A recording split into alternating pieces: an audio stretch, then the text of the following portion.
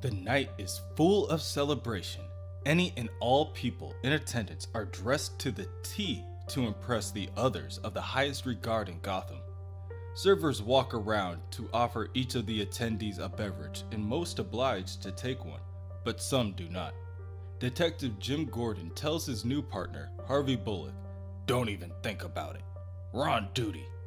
Harvey, keeping his eye on the women, not the drinks, tells Gordon, "I don't drink anyway. Never touch this stuff." Still, keeping his focus off his partner, Harvey continues, "Can I ask you something?" "No," Jim snaps immediately. "When'd you sell out?" At that moment, Bruce Wayne walks into the event. "My God," Jim says, "he's here." Harvey, who has never actually seen Bruce Wayne before, finally has a face that he can match with the name. With some pep in his step, he makes his way through the crowd and introduces himself to the high-profile icon. "It's showtime!" "Excuse me, Mr. Wayne? Detective Harvey Bullock. Listen, I'd love to talk to you, get your perspective on some things I'm working on, some advice." Harvey extends his hand to shake Bruce's, but before he can, Bruce points back at him. "I know you. You're that police officer on TV." Harvey, with a grin spread wide across his face, says, "Yes, I am. Hollywood detectives. No crime is unsolvable." Bruce, with much better things to focus on, asks Harvey, "They just canceled that show, didn't they?" before walking away. As Bruce makes his way through the party in search for the crooked cop, Jacob Weaver, he is stopped constantly to have his hand shaken or to have another beautiful woman tell him what a privilege it is to meet him. But again, he has other concerns. Bruce spots Jacob Weaver making his way out the main room towards the elevator, his father's golden lighter in hand, flicking it in an attempt to prepare the lighter for use. Bruce sees this from across the room and makes a beeline for Weaver. He slips through the crowd at a remarkable speed, leaving a number of women with only their drinks in hand to subsequently quench their thirst. Outside, parked around the corner, Alfred grows more anxious. He knows Bruce can be more impatient than him, so why hasn't he checked in yet? "Bruce?" he asks. His voice enters directly into Bruce's ear from more than 100 feet away thanks to a small earpiece Alfred encouraged him to bring. "Bruce, do you see Weaver yet?" Bruce arrives in the stairwell and closes the door behind him. "Yes, he's on the roof." He starts to unbutton his shirt, revealing the Batman logo. "I'm going to bring him down." The very sound of the sentence ties Alfred's stomach in a knot. "Okay," he says, "just do it quietly." This isn't the first event Jacob Weaver has attended, and he knows, through his time being within close proximity to the mayor, that sometimes, especially when you're just another guy, the more you're seen, the less interesting you are, especially if you have to compete with names like Bruce Wayne. So, he goes to the roof. When he arrives, he reaches into his coat pocket and pulls out a box of cigarettes and the golden lighter engraved with number 1 Dad. He grabs one and lights it before he begins to inhale. What a night, he thinks. At that moment, Batman grabs Jacob's jacket from behind before spinning him around and slamming Jacob face first into the nearby wall. The golden lighter flies in the air and Batman catches it. "Nice lighter. Where'd you get it, scumbag?" Batman holds the lighter up to Jacob's now bloody face, and before he can attempt to interrogate him any further, he feels the weight and force of some solid, dense object break as it collides with the back of his skull. Batman begins to lose consciousness and he tries, with all his might, to stop himself from blacking out. He quickly falls and the left side of his face hits the floor with the full weight of his body behind him. "Idiot," Jacob says as he backs away from Batman. "You think I'm the only one up here for a smoke?" Hazy, but still awake, Batman hears the footsteps of several people approaching all at once. As he looks up, he sees 3 other tuxedoed men, each clutching their own cigarettes. One man stands closer than the others and within his right hand a broken piece of brick. "Who the hell is that guy?" he asks. "What's he wearing?" Batman has no choice but to pull himself back together. Everything is lost if he can't get the information from Weaver. Batman kicks full force at the knee of the man in the front of the group and the man screams in pain. Another one of the tuxedoed men speaks into his own earpiece, calling out to Jim Gordon, telling him that they have trouble on the roof. From the looks of it, some guy in a bat costume. As the first man continues to scream in pain, Batman hits him with a second strike, a palm to the bottom of his chin. However, this is when a third man decides to join in and hits Batman across the cheek with a punch of his own.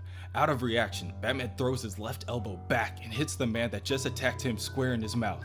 Now, more police officers step closer to join in on the fight, each attempting to stop Batman by grabbing onto him or his cape.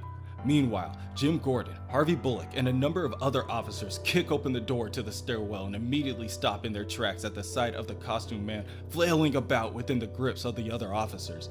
Batman continues to struggle to break free, throwing his fist wildly at anyone within reach. Batman attempts to escape by running past Jim Gordon and the others, but they are blocking his way. He is quickly becoming exhausted and is still hazy from the collision with both the brick and the ground.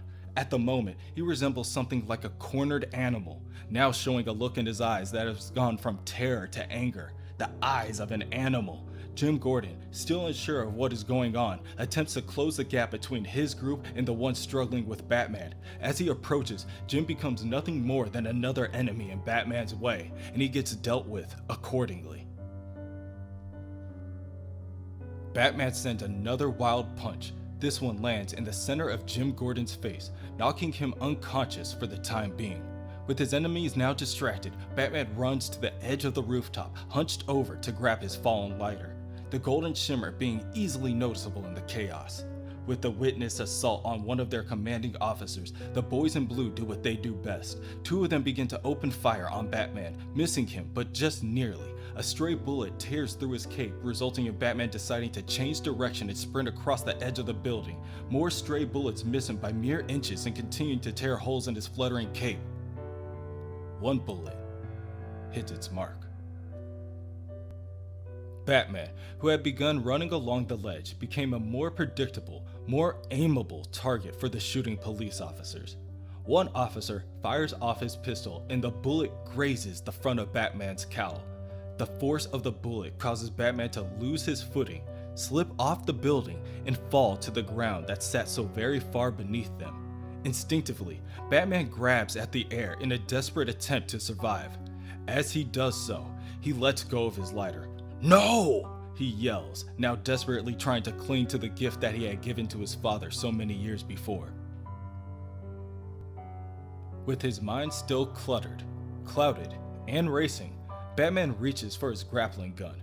He removes the gun from the holster and aims it towards the ledge of the building.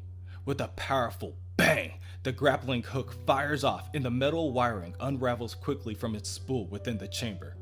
"Thank you, Mr. Fox," Batman says as the hook connects and hooks itself onto the edge of the stone building. However, the wiring within the gun proves to be finite when it becomes taut, and the snap brings Batman's decline to a halt. The immediate halt gives Batman a painful whiplash, and instead of falling, Batman now finds himself swinging forward in the direction of the building at great speed. The side of the building, covered in floor-wide glass, had all but assured Batman that the next few moments were going to continue to be as painful as the last. Behind the window that Batman barrels towards are the partygoers of the night's event, still unaware of the chaos on the rooftop. In preparation for his collision, Batman puts his feet up, and when he gets within distance, he kicks forward and breaks in the glass, sending small fractured pieces scattering in every direction. The breaking of the glass alerts the partygoers, but the man crashing in, dressed as a bat, terrifies them.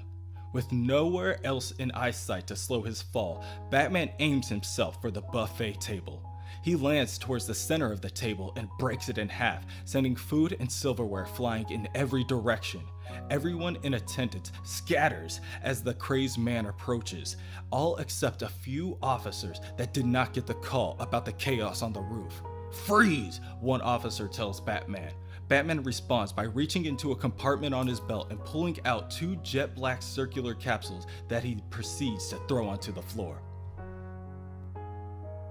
The capsules explode, releasing white clouds of smoke that block the vision of any onlooker and choking anyone who remains in the vicinity that is unlucky enough to gasp at the ongoing terror. Batman runs out of the room into the kitchen before he jumps through another window into the alley where Alfred had parked the car. "Bruce?" he says as he sees Batman hobble to his feet. "Quick, get in the car." Alfred helps Bruce into the back seat before he races off around the corner. Bruce lays in the vehicle, head bloody from the lacerations from the shattered glass and the constant fighting. He tries his hardest not to fall asleep, but the stress on his body has been too much. As he fades out of consciousness, a memory of him and his mother comes to the forefront of his mind. In the past, Bruce and his mother, Martha, walk down the city block past the old Arkham Manor. Curious, Bruce asks his mother, "Mom, your hand is shaking." Martha looks down at her son, away from the manor, and tells him, Oh no, I'm sorry, Bruce. I guess I'm just cold." "Hey, why is the dirt red?" Bruce asks, now pointing up at the dilapidated building. "Rust, honey. It's just full of rust," she assures him. "That's your house." "The house I grew up in." "Yes." Martha turns her son from looking at the building and holds him close. "But promise me, sweetheart. Promise me you'll never go inside, okay? Bad things happen in there." "Like what?" "Bad things. Please, promise me." If nothing else, the worry in his mother's voice convinced Bruce to make that promise. Later, the next day on GTTV, the host continues to deliver the inside scoop on all the drama and gossip in Gotham. Today's big story: Batman. That's what they're calling the lunatic who crashed the mayor's party last night. Who was he? What did he want? The police are calling it a prank, but inside sources tell us he put up quite a fight, assaulting several police officers. No word on whether or not the mayor's party will be rescheduled due to Batman, but we're guessing Cobblepot sent in his signature penguin suit to the dry cleaner. The story is interesting to some, an annoyance to others, and to one mayor in particular, a problem. "Who is he?" Mayor Cobblepot asks, as his 2 assistants help him put on and fasten his robe. "I don't know, Mayor Cobblepot." "What did he want with you, Mr. Weaver?" "I don't know." "He grabbed you on the rooftop. He went after you specifically." "What did he say?" "He was shouting at me," Jacob says, noticeably shaken. "He was crazy. Who knows what the hell he wanted?" Mayor Cobblepot turns his back on Jacob. "Get out." Jacob obliges, and one of Cobblepot's bodyguards closes the door behind him as he leaves. "I have enough problems with the dents digging around," the mayor spits. "Call the birthday boy." Cobblepot's bodyguard responds that the birthday boy's going to need another payment. "Then we'll find someone to pay him with. And we'll take care of 2 birds with 1 stone." Later, that evening, as Mayor Cobblepot sits down for dinner, he viciously picks at his meal like a carrion and sloppily spills his wine down his face as he engorges himself mid-conversation. He angrily spits out food as he speaks over the phone. "I asked you to get Jessica Dent off my back, Judge Patterson. You didn't.